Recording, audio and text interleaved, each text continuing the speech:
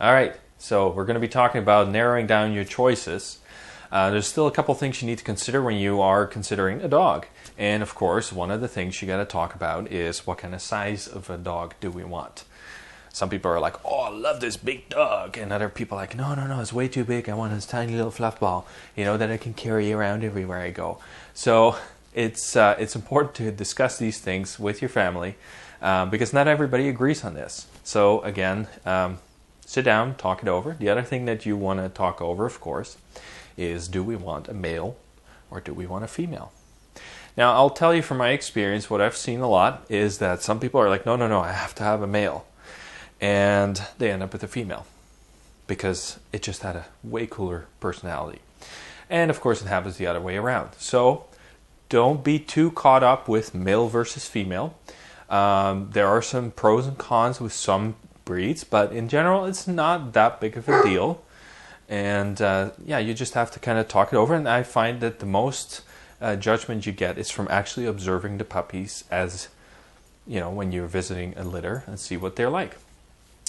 The other thing to talk over is, do we want maybe a purebred dog or do we want to have a mixed dog? Mixed dogs in general, and not everybody will like to hear this answer, mixed dogs in general are healthier dogs than purebreds. Just because two different gene pools were combined and became a new gene, and therefore end up having less health issues. The other thing that is very important to know is look for a dog that suits your property. So if you have a large or an active dog, maybe you should have at least a decent yard to have the dog run around. You really can't get a large dog or a very active dog in an apartment. The dog might really feel like it's boxed up. It is possible in some cases as long as the family itself is very active and goes outside a lot. It's very important that the dog then gets enough exercise. So keep that in mind. Just because you want a cool looking dog, a specific breed, doesn't always mean you can give it the life it needs. So be fair to the dog. Not every breeder will see this. They don't always know what you are telling them is true. Maybe you are telling the breeder that you have a big yard and everything, but in the meantime you have an apartment. So be fair to the dog. It's going to come back to you if you give them too small of a space. They might drive you nuts. And if they drive you nuts, then you don't want the dog anymore. And to prevent this, be fair and be honest. Do we have enough space for the dog? The other thing, of course, is you need to consider, is the dog active enough if you're an active family? Because maybe you go out every day and you love your dog to come with you, but maybe this dog is more of a couch potato and the dog is just not into running around. So look at that as well, because maybe this dog can be really cool, but it just can't keep up with your family. And the other way around too. Sometimes your family may be a little bit less active family, and your dog is just too hyper because it needs the action, the attention, the running around. It just needs to get all the energy out. And if your family is not into that, it's again not really compatible. So consider those things. The other thing that you want to consider is your work schedule, right? A lot of people work, that's life, and your dog may be home. Some people can take the dog to work, that's awesome, really cool. Most people have to leave their dog at home. So if you cannot give enough attention to your dog after work, you have a rough day, or maybe all the days are rough for you, and you come home and you just don't want to see anybody, you don't want to talk to anybody, maybe your dog is just in your face and you just don't want to deal with that. Over time, that may become a frustration point. So you need to make sure that can you give your dog attention, because obviously at that point they want your attention. So keep that in mind. Maybe have a very rough work schedule that may not be compatible with your dog.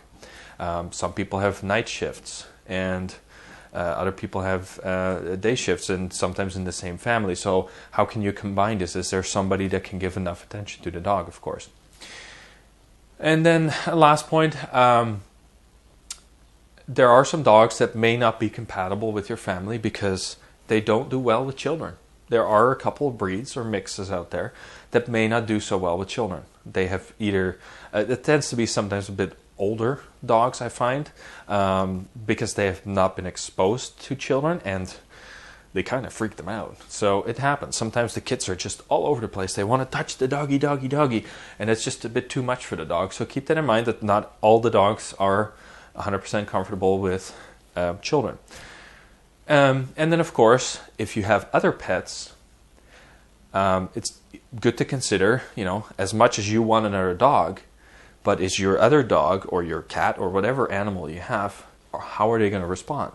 Have you introduced other animals, as maybe a family or a friend come over with their dog, or how does your bunny rabbit or your cat or your ferret respond to this? Things to keep in mind. You want to make sure that they're compatible. Now, introducing a puppy is like bringing home a baby. The puppy tends to adapt easier than the older animal. They may not always adapt so well because they're stuck in their way, maybe. So just a couple of things to keep in mind. You know your other animal better than I do. So maybe it's a cat that just likes to hide under the bed, then they'll probably never bother the dog. Now, if it's a very outgoing cat, but doesn't like the other animal to get attention as well, that might be a little bit of a clash. So just a couple of things to keep in mind. So that kind of brings down your choice. Hopefully that will help you in deciding on what breed you're going to be picking. So good luck with that. We'll see you in the next video.